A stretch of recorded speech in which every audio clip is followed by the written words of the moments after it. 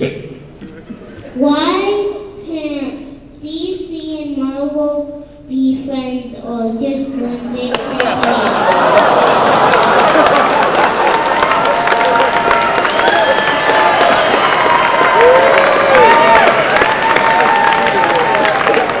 My friend, we are friends. This is just kidding around. Most of the people who work, well, not anymore, because I'm sort of out of it. I don't know most of the new writers and artists, but when I was working there, we would get together with a lot of the DC guys. I would get together, Carmine Infantino was the editor in those days of DC, and I would meet Carmine in New York, and a couple of his assistant editors and whatever artists were free, and I'd have Ramita with me or one of our guys, and we'd go to a bar called Friar Tuck, and we'd have drinks, and we'd talk and kid around. And most of the artists would go back and forth. The guy would work for DC for a while, then he'd work for us, and we were all friends. But it was more fun, as it is today, to make it seem as if it's a big feud. Because people are really naturally very hostile. They love it when other people fight. And it's more entertaining. But, I mean, the guys at DC, they're geniuses. That some of the artwork, some of the stories are great. But I'll never admit it.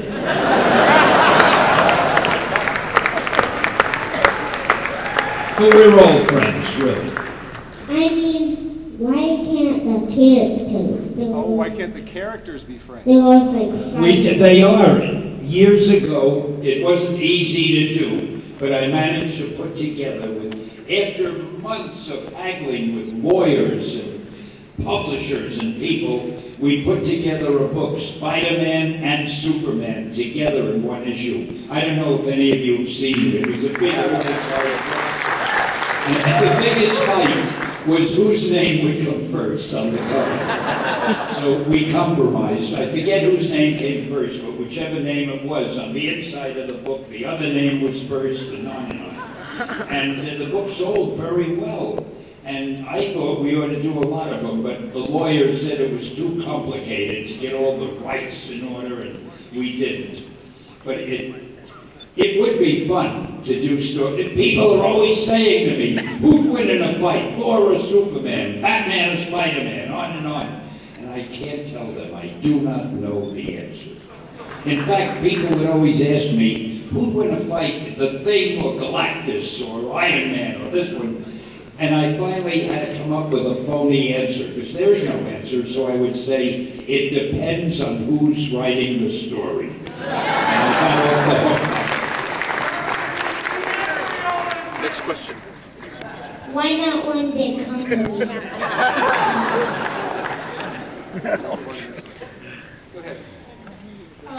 What was your inspiration or the idea that made you come up with Fantastic Four?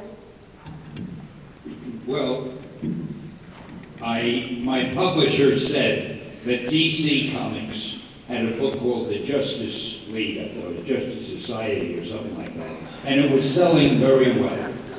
And he said, why don't we do a book with a few heroes in one story? So at that time, we didn't have any superheroes. I think we were doing monster books at that time. So I said, okay, but I couldn't take a superhero from different books and put them together like the Justice League.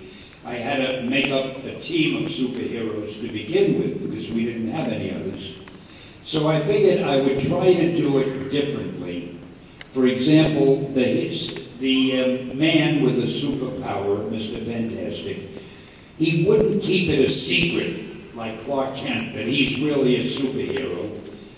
And the girl would know who he is. In fact, they'd be engaged to be married. And she'd have a superpower too, just like if Lois Lane had a superpower. Then I felt, I want to get a teenager in there, but I'll tell you a secret. I hate teenage sidekicks.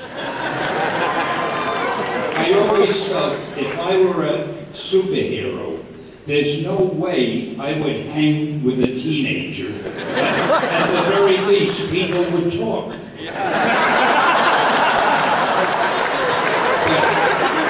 But the publisher liked he wanted to have a teenager in there. They always feel if you have a teenager in the story, then teenagers will read the story. You know, it's nonsense. There were no teenagers in Robin Hood and in any famous story in the world. They didn't throw teenagers in there. But anyway, so I figured I'll have a teenager, but I'll let him be one of the superheroes, and I'll make him the brother of the girl who's engaged to the man. Then I figured I want a guy who's real strong, but I'll make him half monster, but I'll make him funny, but he's tragic funny. I don't know why. Now that I think of it, I set a very tough project for myself. But anyway, that's what I was thinking of, because I wanted it to be different. And I did it, and that was it. We were lucky, and it worked. Mainly, I think, because Jack Kirby drew it so beautifully. Yeah. And there we were. Thank you. You're welcome. How did you think of the concept for Ultimo? The concept for Ultimo was the Japanese thing. Isn't that Japanese comic I'm doing? Yeah. Sometimes they all get homogenized in my mind. Somebody asked me if I would come up with something for a Japanese publisher. And I thought the word Ultimo was a good name. And I wrote the outline of what I thought it should be. Because the Japanese love things that are symbolic and metaphysical and so forth. So I figured I'd have somebody who represented the ultimate force for good, opposed to somebody who represented the ultimate force for evil. And I don't remember. I think the good one was supposed to be Ultimo, but I think they changed that. And that was it. And I just gave them the idea. And then they had their own writer and artist run with it. So they've been doing it. It's been very successful. And they even have English versions now that are sold in this country. And if it's a big success, I'll take the credit for it. If it isn't, I'd say I didn't have much to do with it. All right, one last thing. Is Ultimo a boy or a girl? You know, I don't know. No, I mean, I'm not sure who Ultimo is, because I don't know if Ultimo is the good one or the bad one, or is some other character in the story that I haven't met yet. Frankly, both of them, the way the artist drew them, they both look a little bit effeminate to me. Both of the good and the bad character. They weren't the way I had envisioned them. I can't explain it. You can go out and get a copy of Ultimo and you'll know exactly what I'm talking about. Thank you. I have a feeling that was a very unsatisfactory answer I gave. I'm ashamed of myself. And I never thought of it. I really don't know which one is Ultimo. I don't know who Ultimo is. But it was my name. I better go read that again. Hello, it's Honor. You said that one of your favorite superheroes that you created was Spider-Man, and I've always loved Iron Man.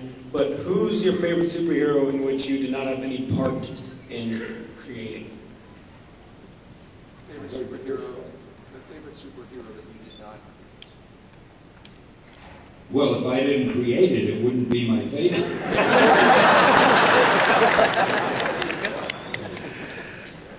There was a character that DC had, and I don't think they have him anymore, so maybe it didn't work well. I thought he was great, and I don't remember his name. Maybe you've seen it a few years ago.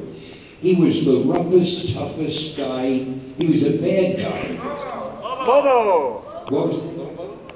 Lobo, yeah. I thought Lobo was great. I wish I had made that up.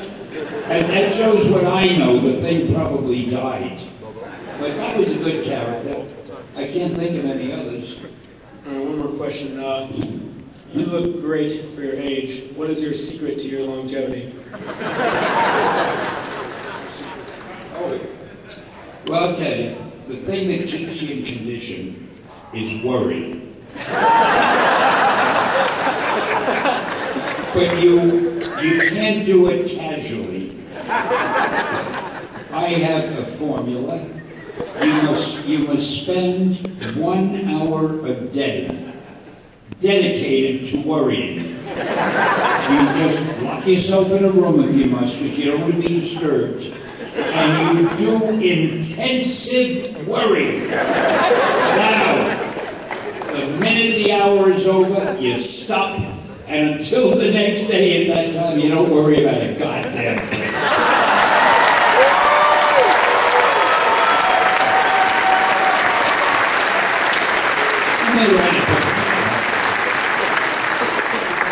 Thank you. Guys, I'm afraid we only have time for one more question.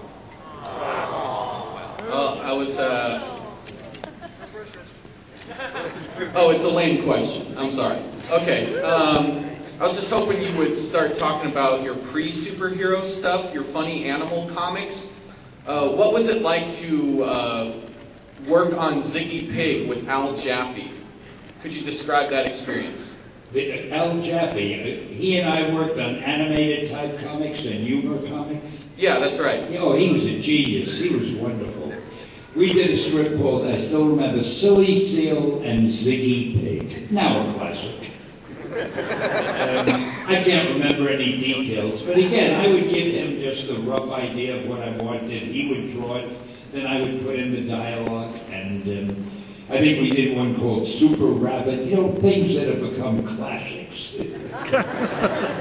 But there was a time before the superheroes at Marvel in the early days that we did a lot of animated books and teenage books.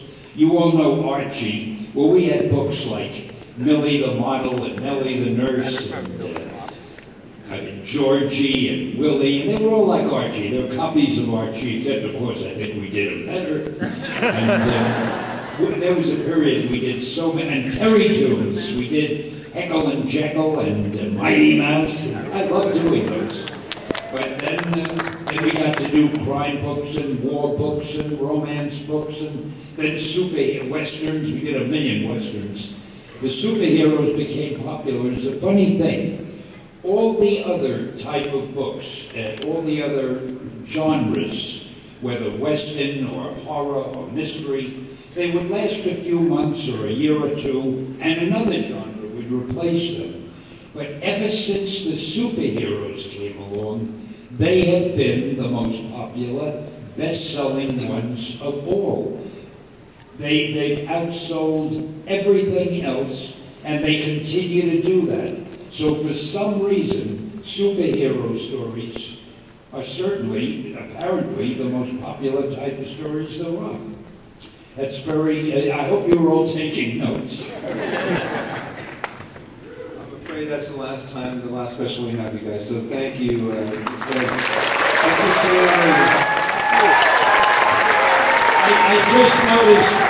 I just noticed a bad thing. I think there's somebody who's been photographing that in the back, and I've had the microphone in front of my face, and the photographs are going to come out terrible. So can we do this all over again?